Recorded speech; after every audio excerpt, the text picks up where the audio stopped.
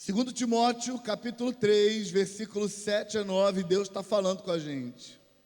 Elas estão sempre aprendendo, mas jamais conseguem chegar ao conhecimento da verdade. Diga, conhecimento da verdade. Versículo 8, como Janes e Jambres se opuseram a Moisés, esses também resistem à verdade. Diga, resistem à verdade. A mente deles é depravada e eles são reprovados quanto à fé. E eles não irão longe, porém, como no caso daqueles é Janes e Jambres, a sua insensatez se tornará evidente a todos. Eu trouxe esse texto para falar com você sobre Janes e Jambres.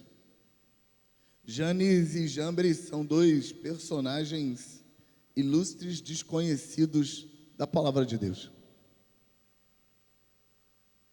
O único lugar na Bíblia em que esses dois nomes, Janes e Jambres, aparecem é nesse texto. E aí estou falando da nossa Bíblia. É nesse texto de Paulo a Timóteo, mas Paulo está fazendo uma referência de outro tempo. Paulo está falando de um personagem que as pessoas que iam ler a sua epístola, ou especialmente o discípulo que ia ler a sua epístola, saberia quem era Janes e Jambres.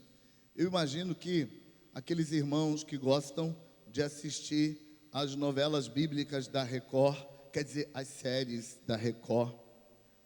Desculpa, pastora Berê, não é novela, é série.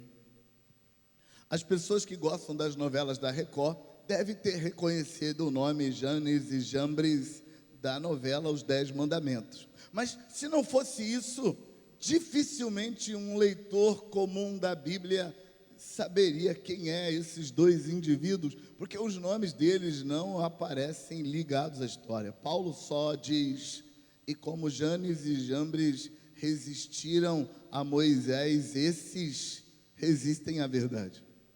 Mas antes de te explicar quem é Janes e Jambres, eu preciso te contar por que Paulo chama esses dois nomes para o cenário. Paulo está usando uma técnica comum nos últimos tempos, que é a técnica psicológica de humanização de conteúdo. O que é humanização de conteúdo? Humanização de conteúdo acontece quando você torna algo indigesto para a psique humana, você torna esse algo digestivo porque você humaniza. Você percebe que está usando essa técnica quando você está assistindo um filme e lá para o final do filme você começa a se culpar porque você está torcendo para o bandido vencer no final. Já teve essa experiência de se pegar no final do filme torcendo pelo bandido e falando assim, mas eu sou crente, como que eu estou torcendo pelo bandido? Quem já viveu isso? Já viveu? Minha mão está levantada também, fique em paz. Eu também já assisti o filme, e o filme vai conduzindo a gente, e chega um dado momento do filme que você pensa assim, ai, tomara que dê certo, né, tadinho? E aí você fala, mas como assim dê certo? O cara é bandido. E pior, às vezes, esses filmes pegam uma peça na gente. Ele humaniza o bandido e a gente torce pelo bandido e no final o bandido morre e se perde completamente, que é o que a gente devia estar torcendo que aconteça, porque o mal precisa encontrar sua recompensa. É normal da vida, mas a gente fica torcendo assim, que ele mate todo mundo, que todo mundo dê ruim e que o bandido se dê bem. Por que nós torcemos pelo bandido, se não é nisso que a gente acredita? Porque o filme humanizou o bandido. Humanizar é pegar conteúdos indigestos e dar uma cara humana para ele. Dar uma cara bonita, uma cara aceitável, algo legal. E a gente entra junto, compreendendo o coitado do bandido, tadinho, e vamos torcendo por ele, e a gente ainda se sente mal porque o filme não teve final feliz, porque o que seria final feliz, dentro dessa perspectiva, seria dar tudo certo para o bandido, ele conseguir aplicar o golpe, matar um monte de gente e se dar bem na vida. Paulo está usando essa técnica. E talvez você pergunte assim, mas Paulo está usando uma técnica dessa? Eu preciso te contar, irmãos, que nenhuma técnica e nada nessa vida é de fato mal, exceto por aquilo que você usa. Paulo escreve para Tito, e Paulo disse que para quem é mal, todas as coisas são más, e para quem é bom, todas as coisas são boas, porque ele é bom. A ideia é de que o problema não está na faca usada para o assassinato, porque a faca também é usada para cortar carne e fazer o almoço na cozinha. O problema está em para que foi usada a faca. Mesmo a faca que assassina é a mesma que prepara o almoço das crianças. Então não há nada de ruim ou de feio ou de errado com a faca. É para que você usou ela é que faz mal. Paulo está usando essa técnica da humanização, e é nessa técnica que ele coloca Janes e Jambres. Janes e Jambres são rostos para uma ideia indigesta. Janes e Jambres são rostos para alguma coisa que a gente tem dificuldade de engolir. Então Paulo coloca dois rostos para humanizar a história. E o que Paulo está querendo humanizar? Paulo está querendo humanizar o início do capítulo 3. Paulo começa esse capítulo 3, que traz essa ideia de Janes e Jambres, dizendo assim: nos últimos dias sobrevirão tempos terríveis. Diga, tempos terríveis. Mas diga mesmo, diga, tempos terríveis. Nos últimos dias sobrevirão tempos terríveis. Agora olha como é que Paulo caracteriza os tempos terríveis. Os homens serão egoístas, avarentos, presunçosos, arrogantes, blasfemadores, desobedientes aos pais, ingratos, ímpios, sem amor pela família, irreconciliáveis, caluniadores, sem domínio próprio, cruéis, inimigos do bem, traidores, precipitados, soberbos, mais amantes dos prazeres do que amigos de Deus. Eles têm aparência de piedade, mas na prática eles negam o poder da piedade. Não é indigesto? Paulo está dizendo que uma das marcas dos últimos dias é que a natureza humana vai ser profundamente influenciada para o mal. Os seres humanos vão ir facilmente encontrando uma versão muito pior deles mesmos cada vez mais. E Paulo está, claro, apontando algo para os últimos tempos. E quando a gente estuda os últimos tempos, a gente vê que tem vários sinais. Mas a maioria das vezes nós prestamos mais atenção nos sinais ligados, por exemplo, à terra. Terremotos, maremotos, fome, guerra, a política mundial empurrando para um governo único. A gente não gosta muito de prestar atenção de que a degeneração da natureza humana é um dos sinais dos últimos tempos. Era disso que Jesus estava falando quando ele disse: por se multiplicar a iniquidade, o amor de muitos esfriará. A ideia é que as pessoas, porque tem tanta iniquidade no mundo, elas vão amar menos nos últimos tempos. Mas quando a gente pensa com a cabeça de Paulo, quando a gente olha para o texto, Paulo está dizendo que vai haver uma tendência na humanidade como um todo para se tornar uma versão muito pior de si mesmo. E quando a gente conhece gente, e quando a gente sabe que os seres humanos são naturalmente diversos, você convive com gente, você sabe, gente é muito diversa. As pessoas não são iguais. Marido e mulher são muito diferentes. Marido, mulher, filhos são muito diferentes. Até os gêmeos idênticos são muito diferentes. As pessoas não são iguais. Então, todas as vezes que você encontrar multidões indo todos na mesma direção, só tem uma explicação para isso. Tem alguma coisa influenciando todos eles. Se seres humanos andam juntos numa mesma direção, implica que eles estão todos sendo influenciados. Então, quando Paulo diz que toda a humanidade vai estar indo por um caminho tendenciosamente mau, e todos juntos, ao mesmo tempo, Paulo está dizendo que tem alguma coisa influenciando eles. E se a gente olhar direito nas Escrituras, tem alguma coisa influenciando a humanidade chamada o espírito do anticristo. Na prática, isso significa que vai haver uma energia das trevas tensionando a natureza humana e trazendo para fora da alma do ser humano seus impulsos mais malvados, seus impulsos piores, seus impulsos mais libertinos.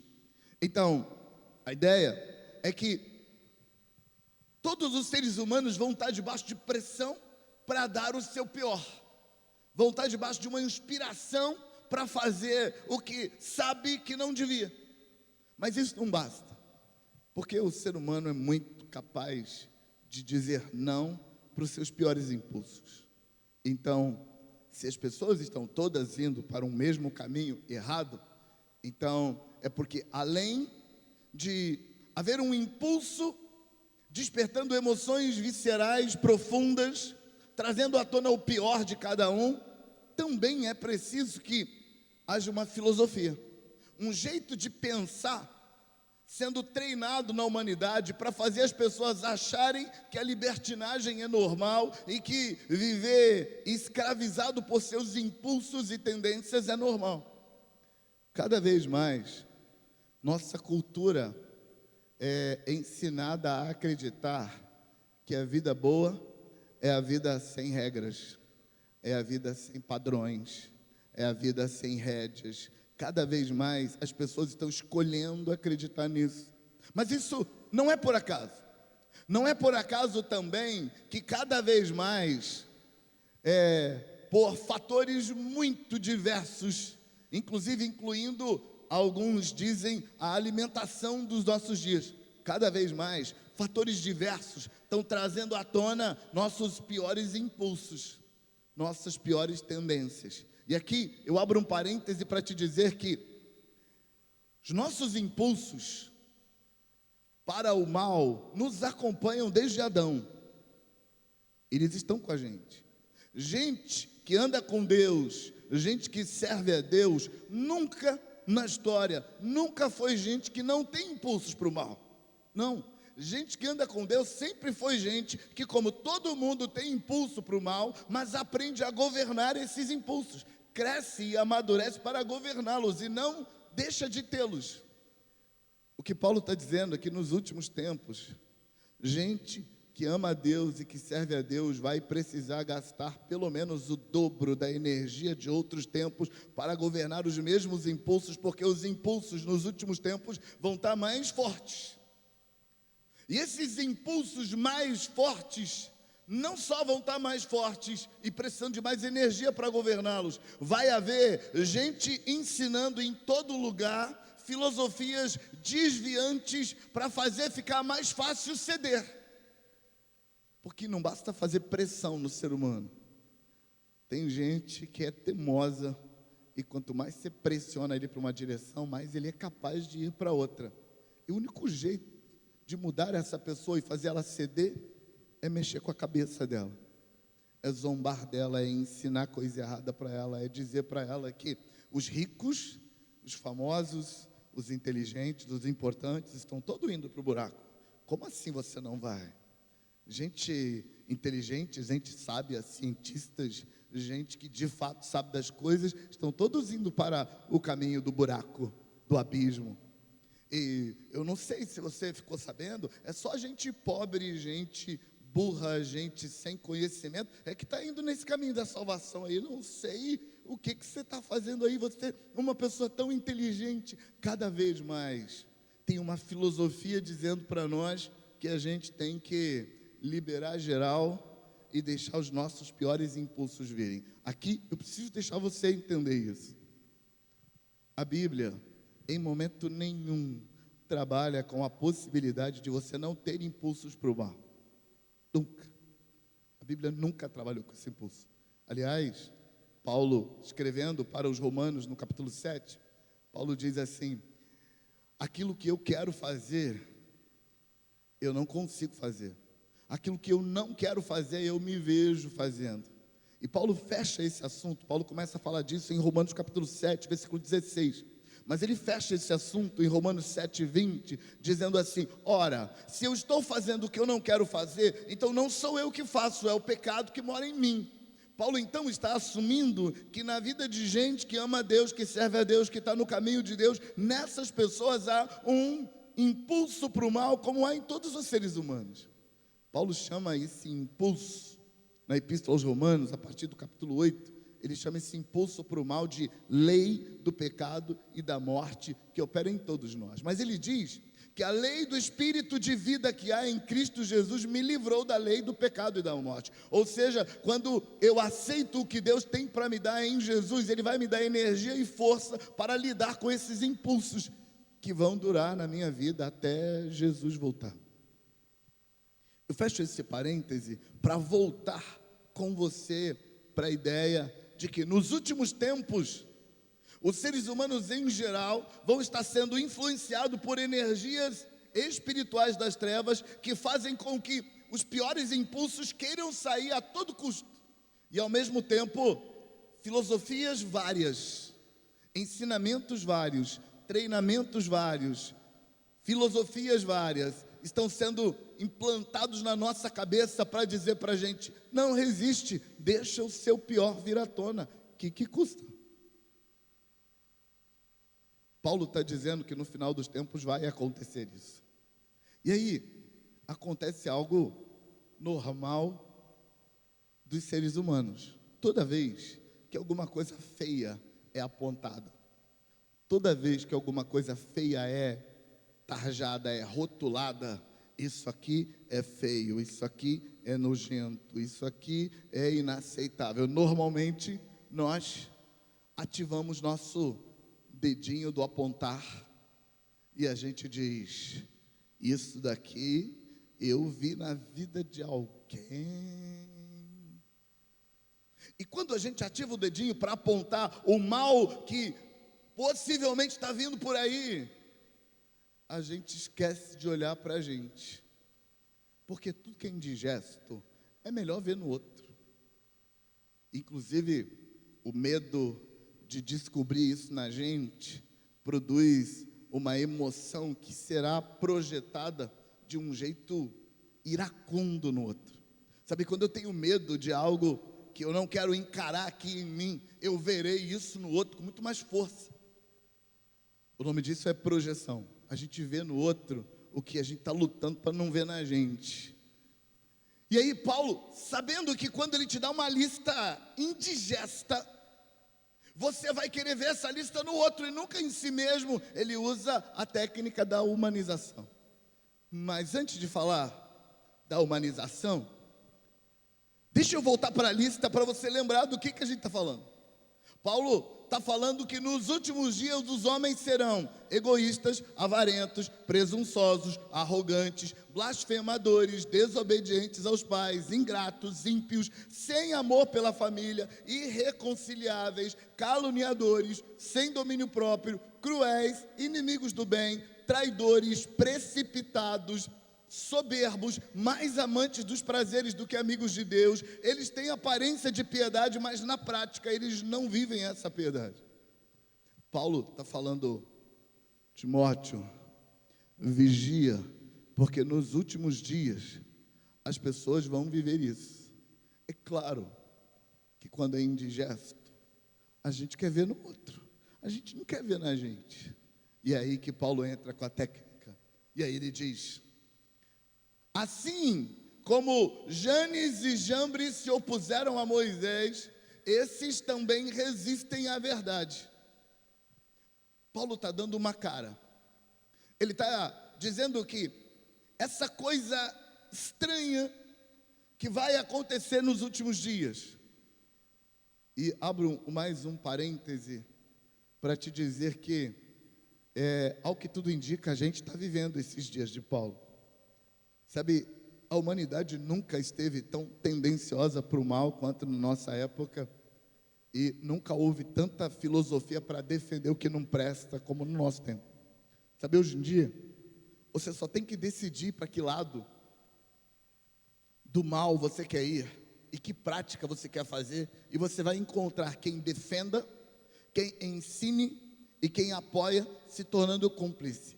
Qualquer coisa do mal que você quiser fazer, tem grupos para te apoiar. Qualquer coisa. Fechei o parêntese. Paulo está dizendo que essa tendência para o mal vai ser olhada por nós como uma coisa indigesta. E a gente vai preferir ver isso no outro. Mas ver isso no outro não resolve minha vida. Porque quando eu vejo isso no outro, eu só pioro as coisas para o meu lado, porque eu escondo de mim. E eu não consigo consertar a vida do outro, eu só consigo consertar a minha. Então, quando Paulo apresenta isso, ele está querendo que eu conserte isso na minha. Mas eu não vou conseguir consertar na minha se eu não aprender a olhar para mim. E aí Paulo humaniza. Ele humaniza falando de Janes e Jambres. Quem são esses dois indivíduos? Paulo nos dá uma pista falando que eles resistiram a Moisés do mesmo jeito que nos nossos dias se resiste à verdade. Como é que a gente resiste à verdade nos nossos dias? A gente resiste à verdade fingindo que a verdade não é verdade, sendo que a gente sabe que é verdade. E a gente discute, bate boca, dizendo, não pode ser, um Deus desse não me representa, eu não acredito nisso. No fundo, o coração está tremendo de medo e se for verdade, mas eu não quero aceitar que seja, porque se for verdade eu estou encrencado, então vamos fingir que não é. Janes e Jambres eram dois feiticeiros, magos, e não pensa mal deles logo de cara, porque eles eram gente que estudou a vida toda para isso. Eles entendiam como é que funcionava o mundo das energias sobrenaturais.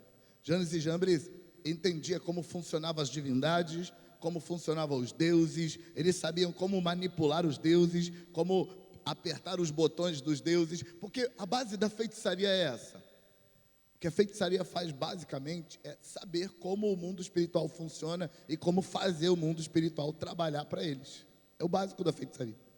Então os feiticeiros normalmente são gente muito estudada, muito pesquisadora, que sabe das coisas, sabe o nome de cada deus e como é que ele funciona. Os feiticeiros são esses seres. E Janes e Jambres eram feiticeiros de alto nível, porque eles eram os feiticeiros do faraó, que o faraó recorria quando tinha problemas insolúveis. Mas eu não estou falando de problemas insolúveis de falta de dinheiro. O faraó não tinha esse tipo de problema. O faraó recorria para esse tipo de coisa quando ele precisava resolver coisa do tipo, fulano precisa morrer, mas ninguém pode ter provas de que fui eu. Nós precisamos atravessar uma grande carga, fazendo ela boiar sobre as águas, mas ela não boia.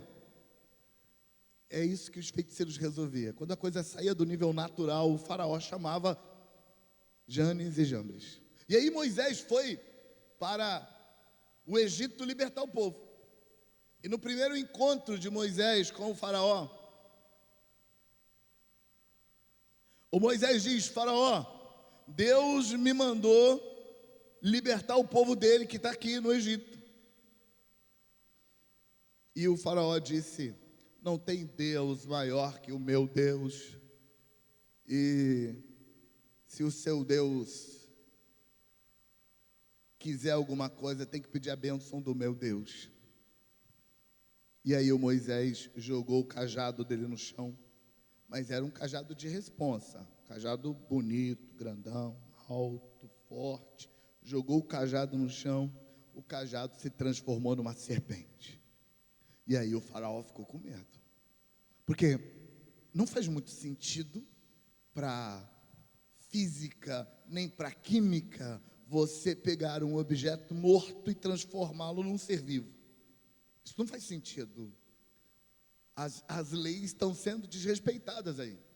Então o faraó chama Janes e Jambres os solucionadores de problemas impossíveis. Janes e Jambres chegam, analisam a situação. Os egípcios também usavam um cajado, mas era um cajadinho pequeno, sabe, mais parecendo uma bengalinha. E eles também jogaram seus cajados no chão, e cada um do cajado dos dois viraram duas cobrinhas. E a serpente feita pelo cajado de Moisés engoliu as duas cobras que o Janes e o Jambres fizeram. Mas isso foi suficiente para o faraó dizer: a gente também faz isso, seu Deus não é lá essas coisas. E o faraó expulsa Moisés e Arão da presença dele. No dia seguinte, Moisés e Arão vão encontrar o faraó na descida para o Nilo, porque o Nilo é uma divindade. Havia um ritual onde o Horus vivo, que era o faraó, precisava se banhar nas águas sagradas do Nilo. E Moisés conhecia os rituais, estava lá na porta esperando. Quando o faraó entra no rio, Moisés aparece e diz: Deus mandou te dizer que se você não libertar o povo dele, vai transformar todo o seu rio bonito, limpo, vai transformar em sangue. O faraó disse: duvido. Moisés pegou o cajado, colocou na água, e o rio Nilo se transformou em sangue. O faraó expulsa o Moisés dali e chama o Janes e o Jambres. O Janes e o Jambres chegam e o faraó fala: me explica isso. O Janes e o Jambres dizem: isso é fácil. A gente só tem que ativar a divindade tal e a outra divindade tal. Faz aí para eu ver. E dá um baldinho d'água. E pegaram um baldinho d'água, e o Janes e o Jambres, tcharam, e fez um baldinho d'água virar sangue também. Quero ver fazer com o Nilo todo. Mas não importa. O fato deles terem feito com um pouquinho de água já estava suficiente para o faraó dizer: os nossos deuses também não ficam para trás. Desfazer, eles não desfazem. Só faz um pouquinho igual. E na sequência disso, o Moisés aparece de novo. O rio já tinha voltado a ser água. E aí o Moisés fala para o faraó assim: ô faraó, Deus falou que se você não libertar o povo, agora vai surgir rãs. As rãs vão subir do rio e vai ser bilhões de rãs, e vão invadir tudo. Vai ter rã na cama, vai ter rã no vaso, vai ter rã no banheiro, vai ter rã na cozinha, na calçada. Vai ter montanhas de rãs invadindo suas casas, e vocês não vão ter o que fazer com as rãs. Deixa o povo ir. Não deixa. Começou a ter rã para tudo que é lado. Então o faraó chamou o Janes e o Jambres e falou: como é que é isso? Os Janes e Jambres falaram assim: isso é fácil, me dá um balde d'água aí, meninos. Aí pegou o balde d'água, fez o tcharam, e aí começou a sair de dentro do balde tanta rã que ninguém entendia como cabe tanta rã dentro de um baldinho daquele, e muita rã saindo. Mas no Nilo ninguém faz, só no baldinho.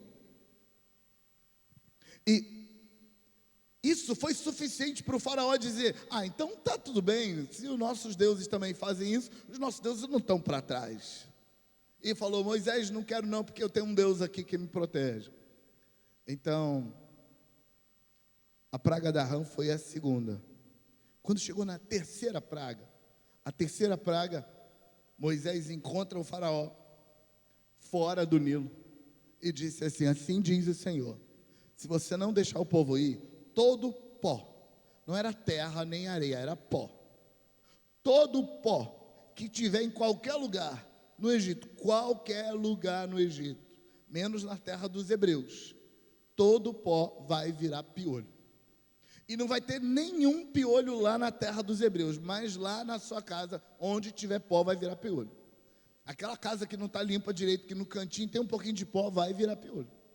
Aquela casa que tem pó lá pendurado nas teias de aranha, vai virar piolho. Todo pó vai virar piolho. Vai.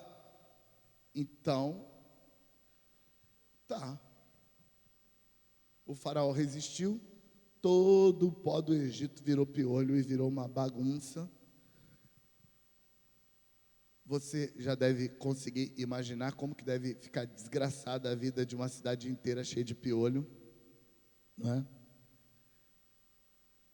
E aí o faraó chamou o Janes e o Jambres, e eles chegaram cheios de pompa e disseram: isso aí a gente faz também, arranja aí um pouquinho de pó para mim. Alguém arranjou um pouquinho de pó, os Janes e os Jambres fizeram tcharam, e o pó não virou piolho. Aí fez de novo, tcharam, e nada, o pó não virou piolho. Eu fico imaginando o que o faraó fez com eles depois que eles não conseguiram fazer o pó virar piolho. Tem várias tradições sobre esse assunto, mas eu não quero entrar nas tradições do que acontece com Janes e Jambres, porque são tantas e nenhuma delas estão provadas. E também não interessa para a gente, porque para a gente até esse ponto já está bom. Nenhuma das outras 7 pragas, porque essa era a terceira, a praga do piolho. Nenhuma das outras 7 pragas foram controladas ou sofreram a intervenção de Janes e Jambres. E eles foram desmascarados e passaram vergonha. O ponto aonde quero chamar sua atenção é: por que Janes e Jambres resistem a Moisés? Por que Janes e Jambres dizem que o Deus de Moisés é pequenininho? Por que Janes e Jambres diz para o faraó assim: faraó, a gente dá conta do Deus deles? Por que ele diz isso? Aqui precisa ficar claro que Janes e Jambres não era qualquer um.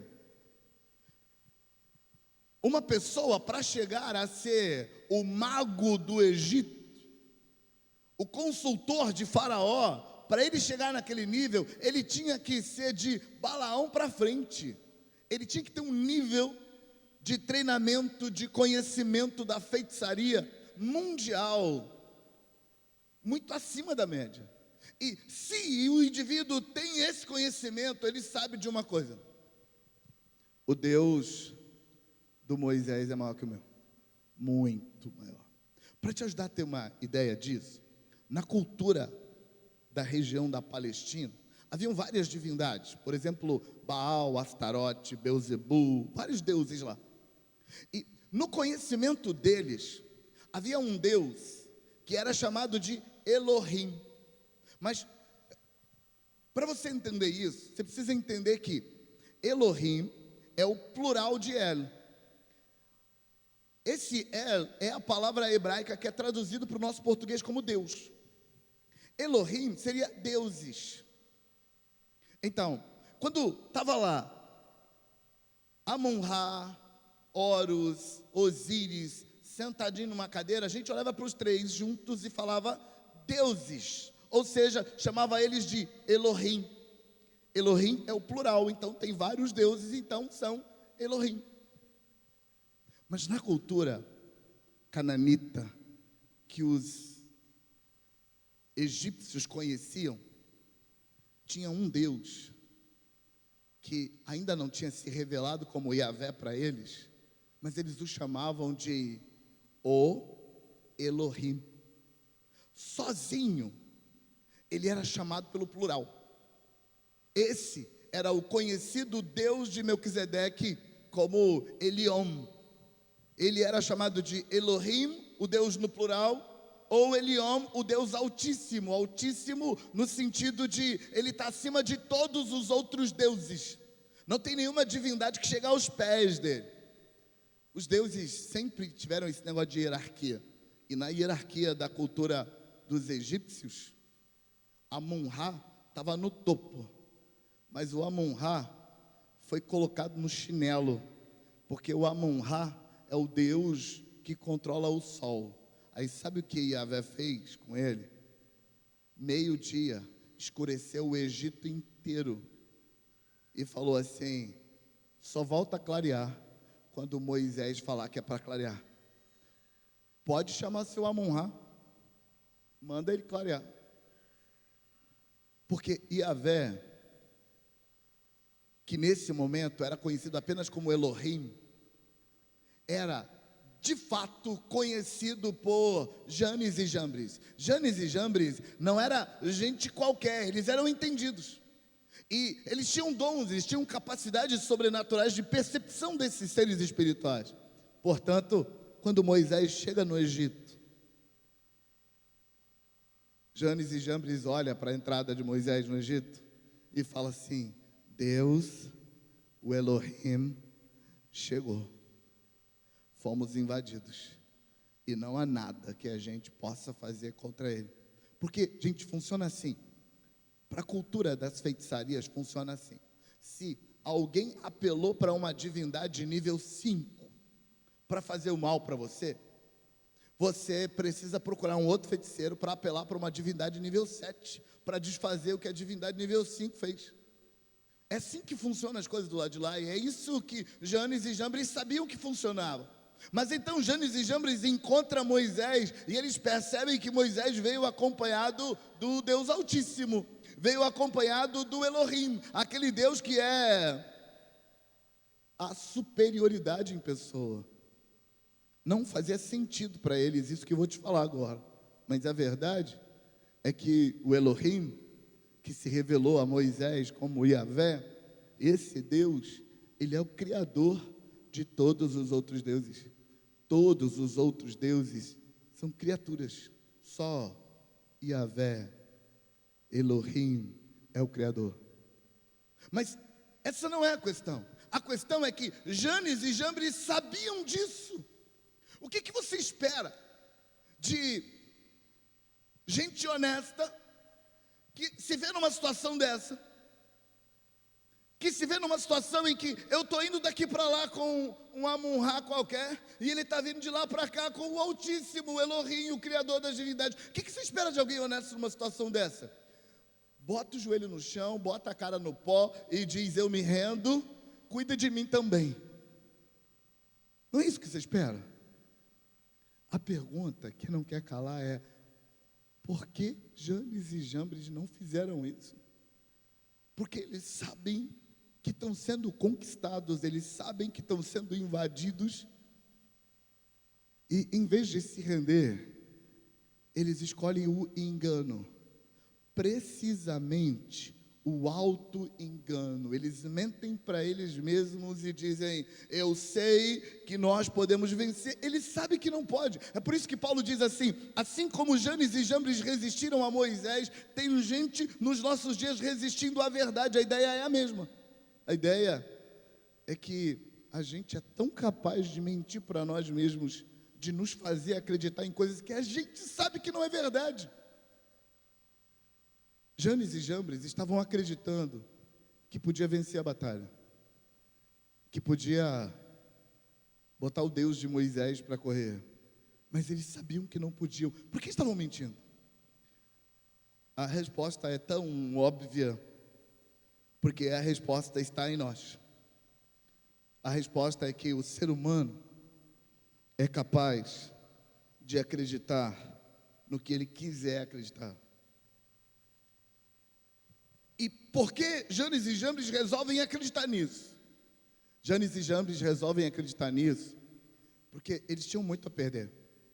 Se eles resolvem aceitar a verdade, eles não seriam mais o super, ultra, mega, power plus mago do faraó.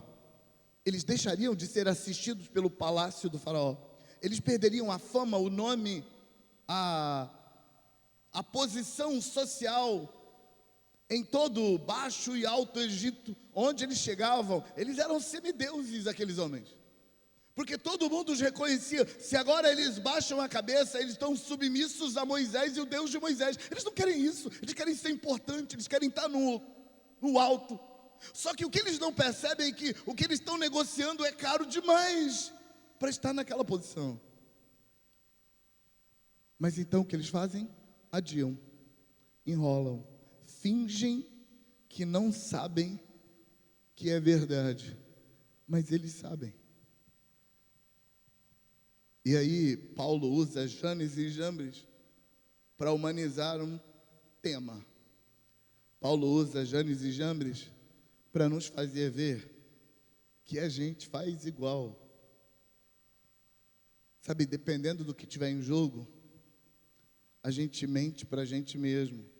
A gente finge que não está vendo que a gente está indo nesse caminho. A gente aponta para outros e vê outros indo para o caminho, mas a gente não vê que a gente também está indo esse caminho.